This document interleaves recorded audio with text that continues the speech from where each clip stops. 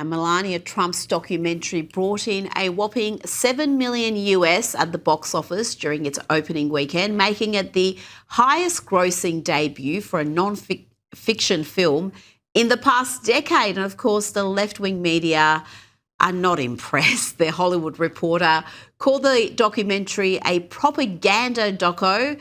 The Atlantic labelled it a disgrace, and The Guardian said it was pure, endless hell. Oh, Kinsey, they must be miserable. It's doing so well at the box office. Are you allergic to haute couture? Like, how can you call it miserable? I mean, I could just look at her in outfits all day long. But I mean, they are furious, but the audience has spoken. The media can sneer all they want, but 7 million does not come from ideology. It comes from genuine interest. Viewers are curious about Melania Trump as a person, not the caricature they've been sold. And that loss of narrative control is what really upsets the critics, I think. I haven't seen it yet, so I can't pass judgment, but there is certainly a great deal of fascination with Melania. She does seem like a woman of mystery, despite the fact she's been in the public eye so long. What have you made of the film? Have you watched the full thing or seen clips? Yeah, I loved it. I mean, I did think that I don't think I know her. I certainly did not walk away feeling like I know who she truly was, but I definitely thought that she was a much softer character than she's been painted out to be in the press. A great mother, somebody that is, I want to say wears the pants in the family, but I feel like that's a disservice to the president. But she is definitely the boss when she wants to be. She's a brilliant woman, has a great head on her shoulders, and is just gorgeous. I mean, I think she's incredibly beautiful.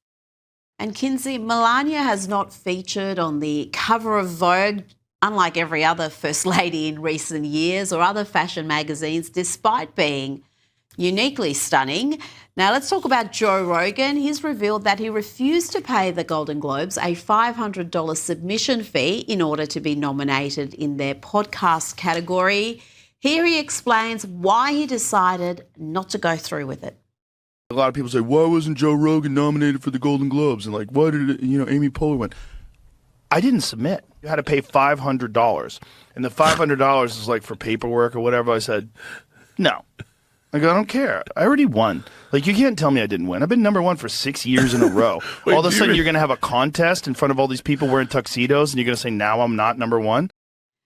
Smart move by him, but getting recognised by those people should not be a goal of someone like a Joe Rogan or anyone who wants to be taken seriously. It's normally a sign that you're on the wrong track if those people are giving you awards, Kinsey. Exactly. And it's so right when he was like, you're not going to tell me I'm not #1. You know, analytically, statistically, you can look at that guy's number on the charts for how many years now. He's like, Amy Poehler doesn't take that away from me because a group of her friends decide to hand her this trophy. And he understands something legacy institutions refuse to admit. Cultural relevance cannot be bought with submission fees. When award bodies start charging creators to validate them, it exposes how out of touch they are. Now, DeGeneres has been caught shopping for a new mansion the same day she joined calls for a nationwide no work, no school, no shopping protest against ICE. Kinsey, as I've often said, if the left didn't have double standards, they'd have no standards at all. I just know that you were shocked. You were floored when you saw this story. I mean, this is textbook celebrity hypocrisy, calling for economic shutdowns while shopping for luxury real estate on the same day tells you everything. These protests are symbolic gestures that cost activists nothing. It costs them nothing to post something on their Instagram, while working families are expected to shoulder the consequences. Now, it's been revealed that Tom Cruise deserted his £35 million Knightsbridge flat in London just days after an armed moped gang raided a nearby Rolex store because, according to insiders, Tom Cruise feels London has declined and is no longer safe. Kinsey, know plenty of Brits who feel exactly the same way. So do I. Thank you, Sadiq Khan. Londoners have been raising alarms about crime for years, and they are often dismissed as alarmists. But when someone as security conscious as Tom Cruise quietly exits, it reinforces what locals already know. Public safety concerns are no longer theatrical. They are lived experiences. I have friends that can't wear watches anymore. You have to wear a leash on your cell phone. It's unacceptable.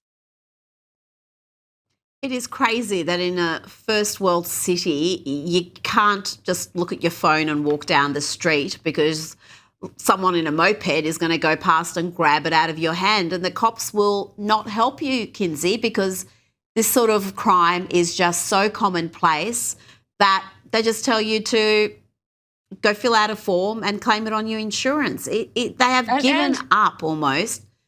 But they will show up at your house if they don't like a tweet. They will show up at your house if they don't like what you posted on social media.